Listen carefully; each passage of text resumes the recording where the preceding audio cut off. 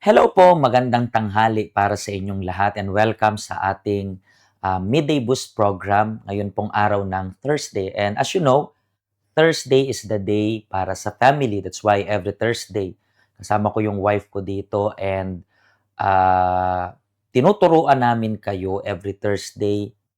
Yes, maraming topic tayo na pinag-uusapan. And kung gusto nyo po na ipag-pray yung family po ninyo, as you know, napaka-importanteng ipag-pray yung family. Bakit importanteng ipag-pray yung family? Especially sa nangyayari ngayon. Napapansin natin, di ba, na maulan, maraming mga areas na binabaha, may maraming mga sitwasyon na hindi gano'n ka-okay.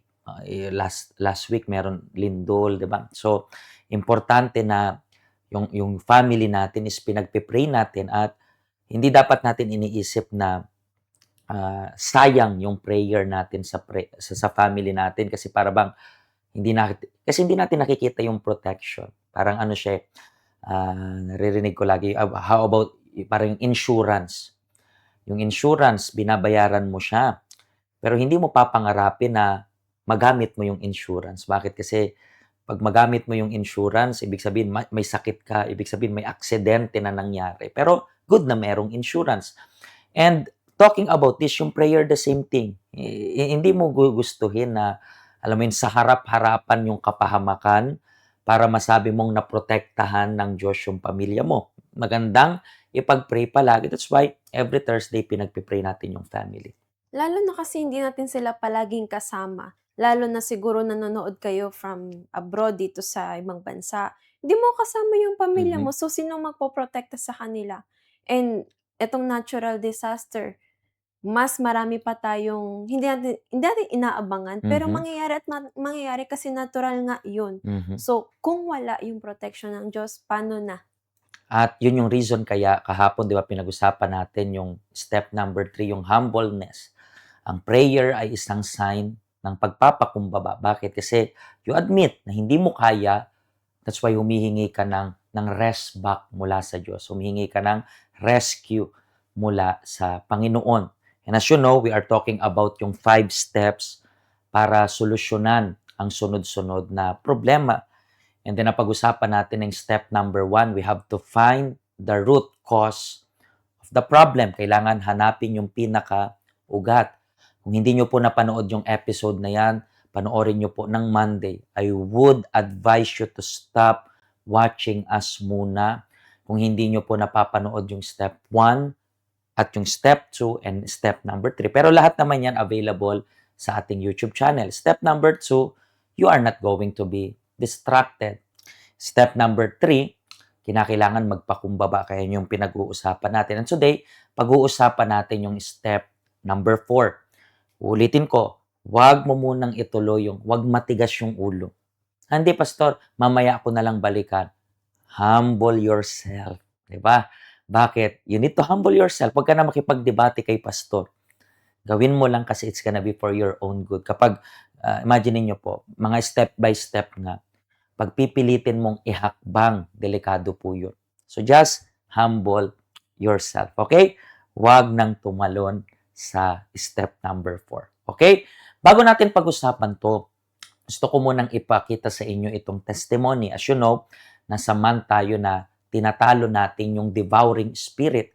And then itong testimony na ito, gusto ko pong makarelate kayo, panoorin nyo ng maigi, and then try to absorb yung lesson. Sa paanong paraan? Sama-sama nating alamin yung ugat ng problema, kung paano hindi siya naging distracted, at kung paano siya nagpakumbaba na i-admit yung errors niya, kaya naayos niya yung buhay niya. And today, pagpapatuloy natin yung topic. Panoorin muna natin ito. Hello po, ako po si Catherine. Bago po ako dumating sa Simbahang Universal, ako po ay sobrang madaming problema sa buhay. Ako po ay depressed. Isa pa doon kasi po ako po ay nabuhay ng matagal sa yung mundo na nakikipag-compete ka sa lahat ng bagay. Nakikipag-compete ka sa atensyon sa pamilya, nakikipag-compete ka sa trabaho, kasi nung bata pa po ako, na-raise po ako sa hindi ko mga magulang. So, na-raise po ako ng aking tiyahin. Parang mararamdaman mo naman na binibigay nila lahat sa'yo, but nandun pa din yung nasa kalooban mo na hindi ka belong. So, parang para ma-cover yun po, kailangan mong maging magaling sa lahat ng bagay sa school. So, doon ako nagsimulang magiging competitive sa school, naging honor student, hanggang sa pag-graduate ko ng college, nandun yung ugali na yun.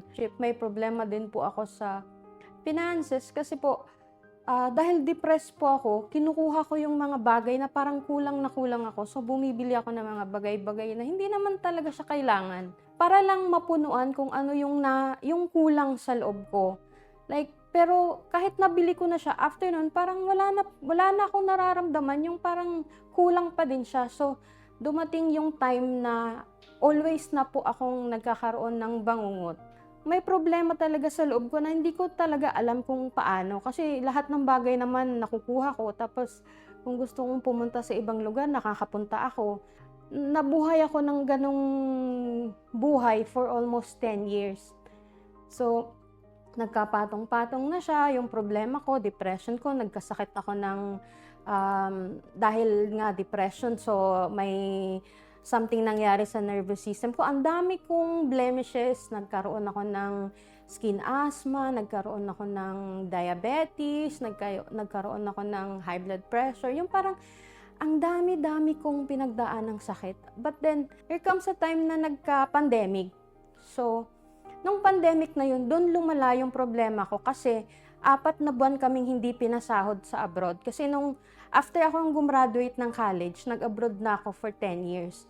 So doon ko naramdaman yung 4 na buwan wala kang sahod. So lahat ng ipon mo na nagagastos mo, aside sa yung pang-araw-araw mong pagkain, yung mga necessities mo, nandun pa yung bayad sa bill, sa mga credit cards, sa lahat-lahat ng bagay. So, yung parang last na talaga, yung wala na talaga akong pera, yung parang nag-decide ako na umuwi ng Pilipinas kasi sa Pilipinas naman may bahay, may negosyo. So, nung umuwi ako sa Pilipinas, talagang walang-wala kasi nga lahat ng pera ko naubos doon sa panggastos ko, and then umuwi ako na hindi ko nakuha yung sahod ko. Yun yung masakit sa loob ko. But then, nung pumunta na ako ng Manila, akala ko maganda na siya kasi nakapagtrabaho ako ng maayos na trabaho, maganda yung company.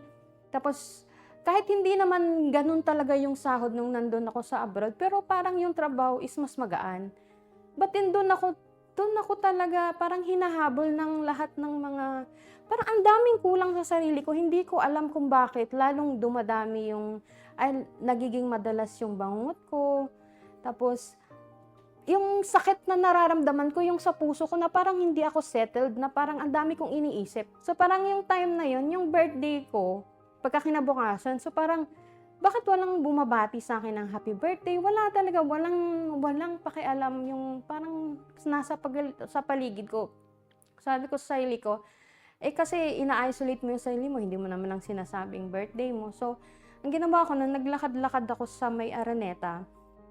Parang may salon akong napuntahan. So, tapos, tinanong ako yung may-ari ng salon, bakit ako malungkot? Sabi ko, keso po, birthday ko ngayon, pero walang bumabati sa akin. Tapos, parang may something sa loob ko na parang kulang, na nabibili ko naman yung gusto kong bilhin dyan. Tapos, ganyan, paikot-ikot. Pero, something talaga po na kulang. Tapos, sinabi niya sa akin, mag-attend, may sinisimbahan kami. Gusto mo bang umattend? So sabi ko, saan po yan? Malayo po ba? Or ganyan. Sabi niya, hindi, nandito lang sa gilid. So first attend ko nun is Sunday. So nag-attend ako, tapos pinakilala ako sa isang lingkod ng Diyos, tapos sinabi kong ano yung nasa loob ng simbahan, kung ano yung problema ko. Tinanong lang naman niya ako, okay ka ba? Sinabi ko, okay naman ako, pero parang something may problema ko sa loob. Tapos nung umupo na ako, yung nagsimula na yung message, yun yung nag-caught ng attention ko na bakit alam niya yung nangyayari sa buhay ko, hindi ko naman kinukwento. So lahat ng nandun sa message na yun, yung parang para sa buhay ko parang ako talaga. So parang nagkaroon ako ng curiosity kung ano yung nasa loob ng simbahan. So nag-attend ako ng Monday, ng Tuesday, lahat ng buong linggo. And then here comes na doon naman ako nakafocus sa finances kasi naging curious ako sa finances. Ano yung maibibigay nito sa akin? Kasi ako, at that time, nagkakaproblema ako with the bills, yung mga credit cards, yung bahay, yung sa trabaho. Kasi sa trabaho ko, sabi ko, ang ganda ng trabaho, pero hindi man lang ako ma-increase. Ay, kung ma-increase ng sahod, ang liliit. Tapos, yung parang sabi ko, bakit yung income ko is parang bigla na lang siyang nawawala.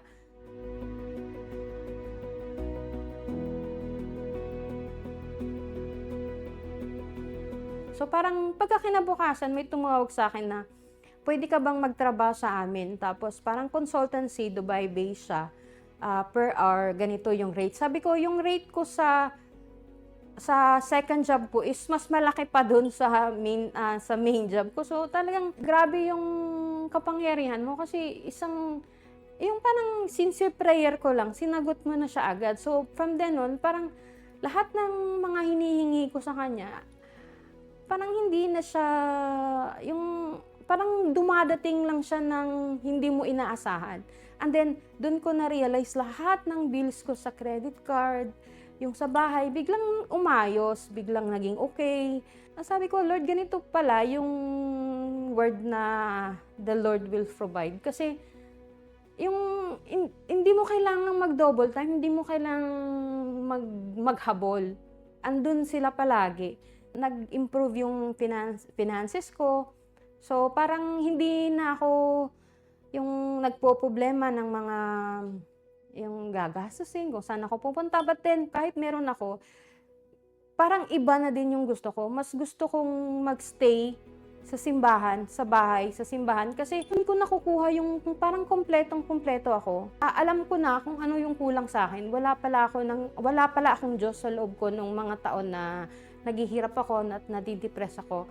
Nung nakuha ko nga yung Holy Spirit, kahit saan ako pupunta, ang saya-saya ko kahit wala akong gagawin or may gagawin ako. Lahat ng bagay parang may memories, parang may pinangahawakan ako, tapos parang wala akong kulang sa buhay. Kahit provide ng Diyos lahat-lahat, nagsobra-sobra pa, hindi ko na siya kailangang igastos kasi wala akong hinahanap na. Kaya nagpapasalamat talaga ako. Kung hindi dahil sa kanya, hindi po magbabago yung buhay ko na ngayon, kompletong-kompleto at ngayon din po ay nagsisilbi na din po ng mabuti sa Diyos po.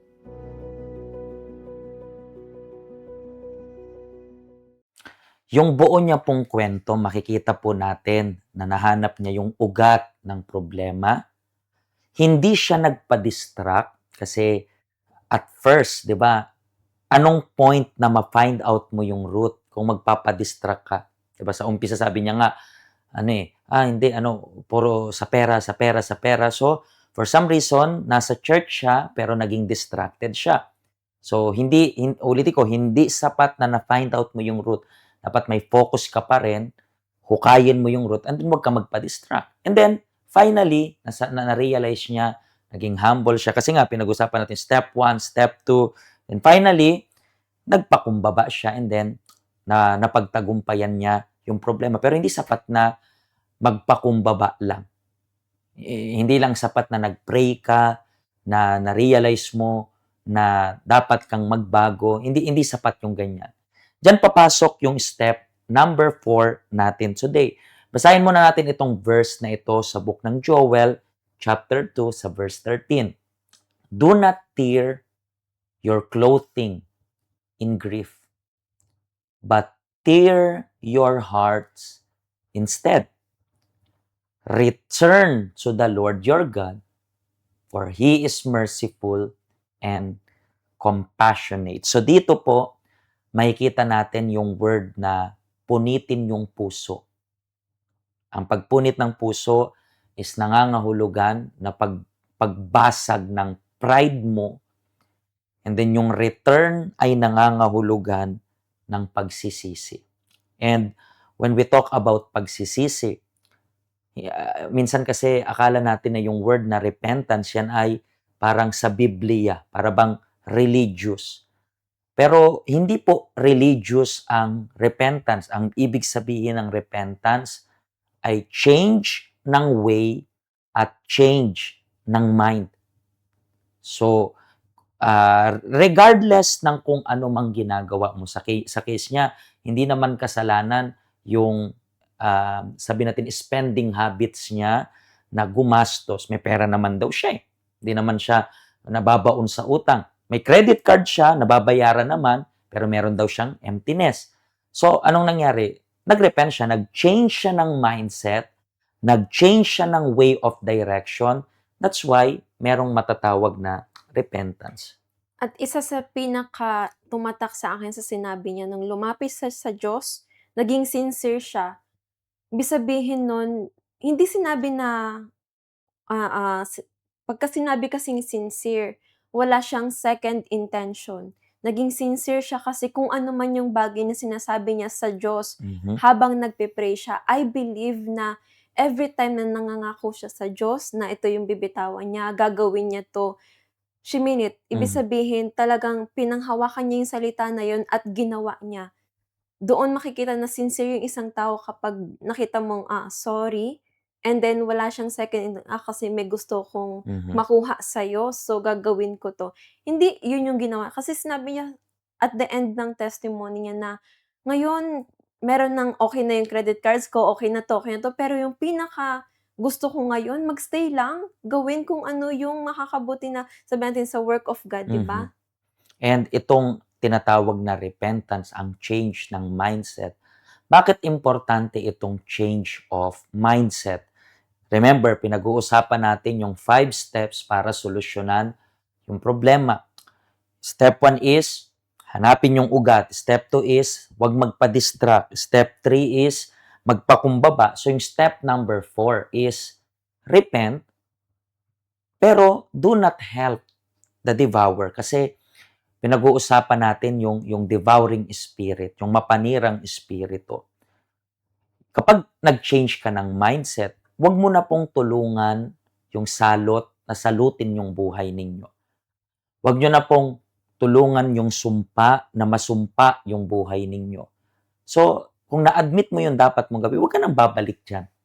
Huwag ka nang babalik dyan kasi walang point na nakita mo nga yung ugat, walang point na hindi ka nga nagpa-distract, walang point na sabihin natin nagpapakumbaba ka. Pero ano na naman nangyari? Ikaw na rin yung tumutulong sa mapanirang espiritu na sirain yung buhay mo. That's why meron pong tinatawag na repentance.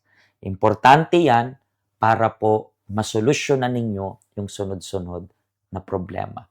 Okay, so gagawa po tayo ng prayer ngayon. Kung ready na po yung tubig ninyo, please ihanda nyo po lahat ng yan.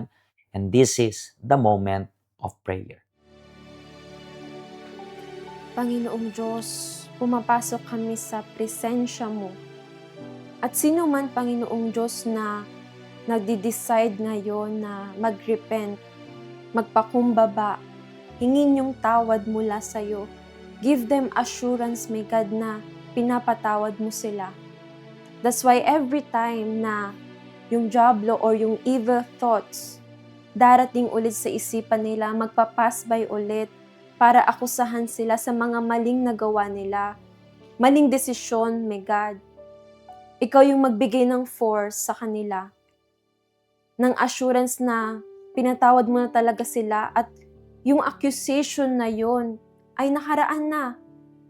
Ang kaya nilang baguhin ngayon, yung mga desisyon nila na gagawin pa, kung ano yung magiging future nila, kung ano yung mga dapat nilang baguhin every single day. Kaya may God, bigyan mo ng chance itong taong to, an opportunity.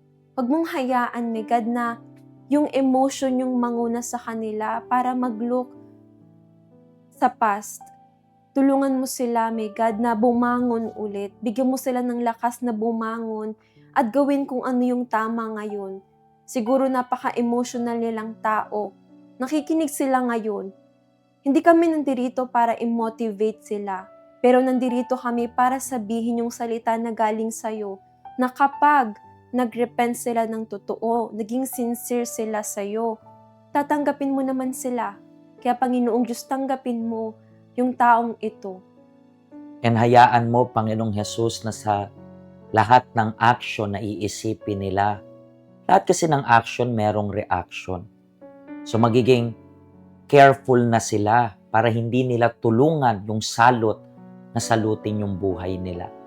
Panginoong Diyos, I bless rin yung tubig nila, and upon drinking this water, I believe na yung lakas, kung nahihirapan silang bunutin yung pinakaugat ng problema, bigyan mo sila ng lakas. This is what I pray, Panginoon. Kung meron man dito na family members na nasa hospital, nasa evacuation center, or nasa kulungan, palakasin at patatagin mo sila and pagalingin sino man ang may sakit. Mga kaibigan, binabasbasan ko po yung tubig ninyo.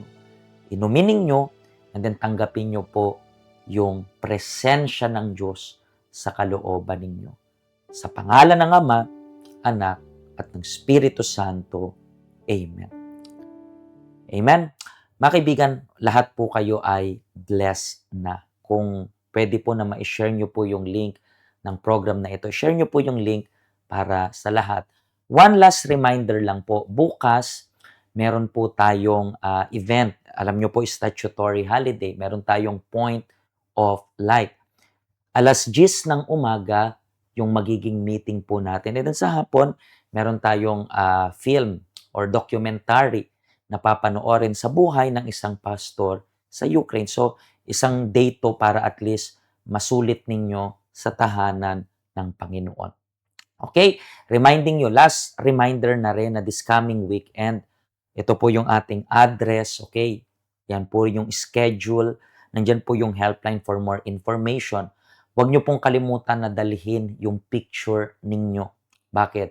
Beginning this Monday na, sisimulan natin yung journey of faith, and hindi kayo makakapunta dito everyday naman. Pero makakasama namin kayo in faith, kaya meron kayong picture, ilalagay namin yun sa board para sa pamamagitan ng picture doon sa board, parang in faith tayo lahat.